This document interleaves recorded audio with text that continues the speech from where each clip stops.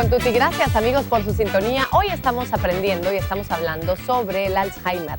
Y me da mucho gusto presentarles a quienes ahora me acompañan en este bloque. Es el doctor José Javier Blanco, él es psicogeriatra. Gracias, doctor, por estar aquí. ¿Cómo le va? Gracias, Tuti. Muy bien, muchas gracias. Gracias a usted. Y también nos acompaña Molly Castellanos. Bienvenida, Molly. ¿Cómo te va? Gracias, muy bien. Gracias por estar hoy con nosotros. Quiero contarles que Molly muy amablemente nos viene a contar un poquito de cuál ha sido su experiencia como nieta, porque su abuelito fue diagnosticado hace 5 años más o menos con Alzheimer. Voy a empezar primero con Molly, doctor, para que nos cuentes cómo lo...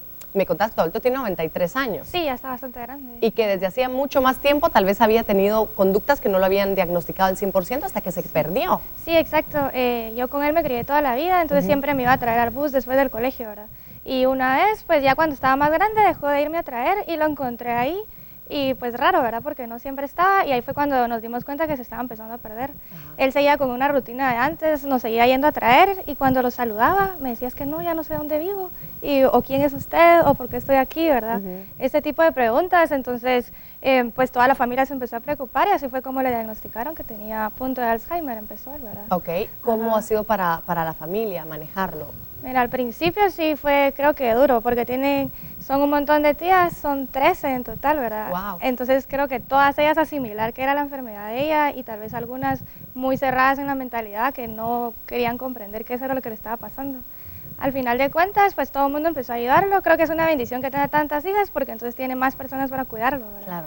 Entonces ahora pues está siendo cuidado a tiempo completo, ya todas saben qué le pasa. Lo que comentaban anteriormente de que tal vez había peleas entre, es que no me han dado a comer o sí, ellas ya saben qué es lo que está pasando ahí, ¿verdad? Ok, Y ya hay mejor comunicación entre ellas. Sí, exacto, después de tanto tiempo creo que al fin ya, ¿verdad? Claro, Sí. Y es que lo que también platicábamos, doctor, y ahorita antes de la pausa comercial, decía usted que es importante como enfocarnos en 3 aspectos básicos del Alzheimer y específicamente el conductual. Quisiera que usted se enfocara en él, por favor. Exactamente, Tuti. Durante mucho tiempo al Alzheimer se le dio el prototipo de enfermedad de deterioro cognitivo principalmente centrado en la memoria, pero eso fue hasta los años 80 que nos comenzamos a dar cuenta o se comenzó a investigar el hecho del comportamiento, de las alteraciones conductuales, de las alucinaciones, de los delirios, de la agresividad, de la depresión, de la apatía que todos estos pacientes pueden presentar a lo largo de la enfermedad. Se habla que el paciente con Alzheimer va a desarrollar este tipo de comportamientos en un 97-98% de los casos, prácticamente un 100%. Claro, claro. Entonces, realmente ahora se ve la enfermedad de Alzheimer como 3 grandes bloques donde vamos a tener el deterioro cognitivo, que es principalmente la queja y el deterioro de la memoria, pero sobre todo también los síntomas psicológicos y conductuales de las demencias, que se le llama por sus siglas en inglés, ¿no? BPSD.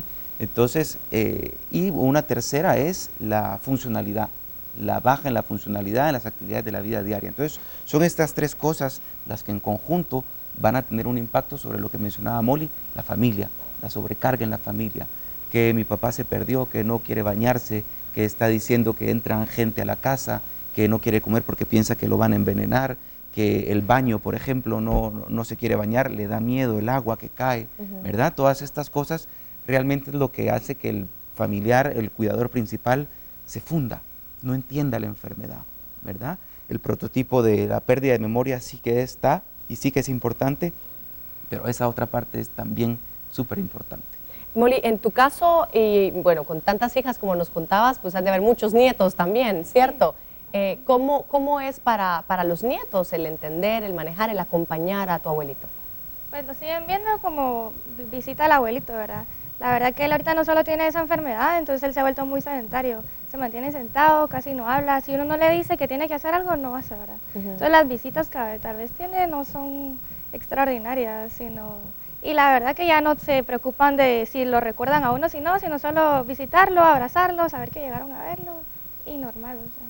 Porque no eso, imagino que eso también poco a poco de haber tenido, de recordar a tu abuelito a lo mejor mucho más activo, haciendo cosas, ¿cómo ha sido para ti el verlo ahora que está mucho más sedentario, como tú decías? Tal vez porque lo he visto como en todas sus fases, creo que lo he logrado comprender un montón, y lo que decía el doctor es bien importante, saber sobre la enfermedad.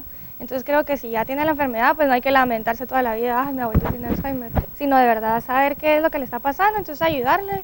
Uno puede mejorarle su calidad de vida y mejor esforzarse en eso, ¿verdad? Que él viva bien los años que le quedan.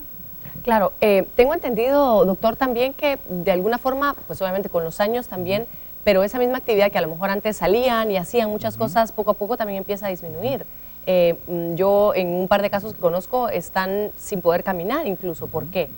Realmente se va perdiendo la funcionalidad, un deterioro a nivel cerebral, una atrofia cerebral, una atrofia cortical, que es la que gobierna todos los aspectos cognitivos, todos los aspectos de funcionalidad. Entonces poco a poco comienzan a perder la capacidad para ir al baño, por ejemplo, para hacer popó, para hacer pipí. Todo esto ya lo van perdiendo, comienzan a aparecer reflejos que eran propios en la edad de bebés, por ejemplo. Entonces se vuelve una existencia, por así decirlo, muy primitiva, ¿verdad? Hay una teoría que se llama la teoría de la retrogénesis, donde habla que el paciente con Alzheimer va a ir evolucionando, va a ir perdiendo las habilidades cognitivas y las habilidades funcionales de una forma inversa a como las fue ganando el niño cuando nació y fue creciendo. Entonces imagínate tú llegar a un momento en que entonces ya no habla porque perdió toda su capacidad de lenguaje, pero tampoco ya no puede tragar por sus propios medios, ni tampoco puede hacer pipí, ni hacer todas sus necesidades. Ese es el estadio final, la fase terminal de un paciente con Alzheimer. En general yo he visto que son pacientes que tienen esta enfermedad por muchísimo tiempo. No es una enfermedad que se es diagnosticada y a los 2 años, por ejemplo, el paciente fallece. No, es una enfermedad de años, décadas incluso. ¿Por qué? De años de evolución. Va a depender de cada paciente. Podemos ver enfermedades de Alzheimer que evolucionan muy rápido, 7 años. Puedes llegar a un estadio muy importante o un estadio final, pero también unas que pueden llegar hasta 18, 20, 21 años. Sí. ¿Verdad?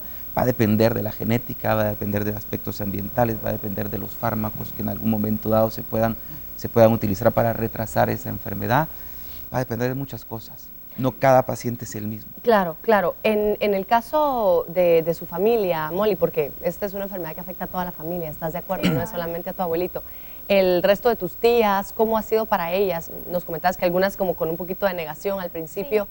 Actualmente que ya tienen la información, ¿igualmente es desgastante para ellas? ¿Te comentan algo? ¿Has escuchado qué dicen ellas? Sí, para la mayoría es bien difícil porque verlo y creo que les duele que ya no lo reconozcan, pero es la misma falta de aceptación de ellas de qué sucede con él, ¿verdad? ¿Cuál es su enfermedad verdadera?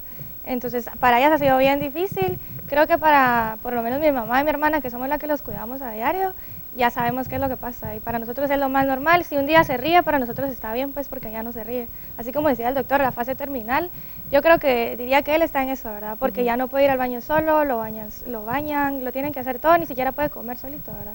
Entonces, para unas personas es difícil y creo que para otras no. ¿Tú ya sientes que lo aceptaste y que vives tranquila con él? esto? Tranquilo, ajá. Si se pone a platicar conmigo, mejor le sigo la corriente de lo que me hable. Tal vez 10 años atrás me está hablando de algo, pero mejor le sigo la corriente, ¿verdad? Bueno, vamos a hacer una nueva pausa comercial. Yo les quiero agradecer por estar hoy con nosotros. Gracias por compartir, Molly, también un poco de tu historia. Vamos a seguir conociendo sobre el Alzheimer y ojalá a través de este programa podamos entender un poquito más, ir aclarándonos las dudas y pues sensibilizarnos, como lo decíamos al inicio del programa, en este tema que, por cierto, a nivel mundial se está también hablando de esto en estos días. Vamos a la pausa y volvemos con más. Al volver. La enfermedad de Alzheimer es realmente el continuum de la probabilidad de sufrir un deterioro masivo de la función cerebral debido